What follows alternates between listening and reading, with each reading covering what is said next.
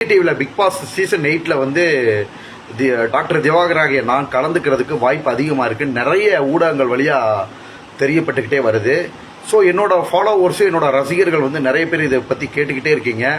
கண்டிப்பாக பொதுமக்களே, மக்கள் தீர்ப்பே மகேசன் தீர்ப்பு. எவ்வளோ பேர் இருக்காங்க.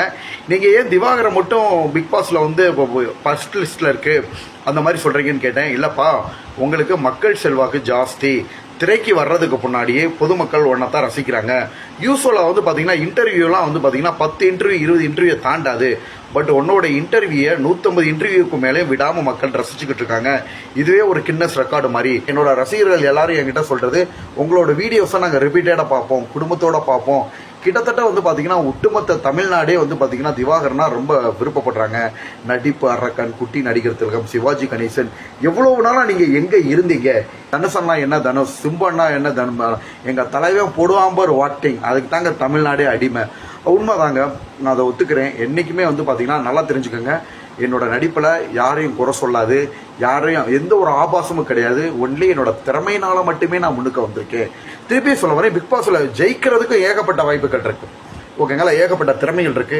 அதற்கு தகுதியான நபரும் கூட. இந்த வெற்றி என்னோட வளர்ச்சி அசுர வளர்ச்சி. ஸோ இந்த அசுர வளர்ச்சிக்கும் இந்த முரட்டுத்தனமான வளர்ச்சிக்கும் இந்த திறமைக்கும் கிடைச்ச வரவேற்பு, என்னோட ரசிகர்கள்லாம் என் மேலே வெறியர்களாக இருக்காங்க. ஓகேங்களா, எந்த இடத்துல பார்த்தாலும் தலைவா உன்ட்ட ஃபோட்டோ எடுத்தே ஆகணும், நல்ல பிரியமாக.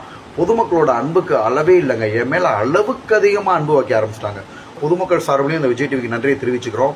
ஸோ விஜய் டிவிக்கு வந்து ரொம்ப நன்றி, பொதுமக்களுக்கு ரொம்ப நன்றி. கூடிய விரைவில் வந்து பார்த்தீங்கன்னா பிக் பாஸ் காலத்தில் கண்டிப்பாக நீங்கள் என்னை எதிர்பார்க்கலாம்.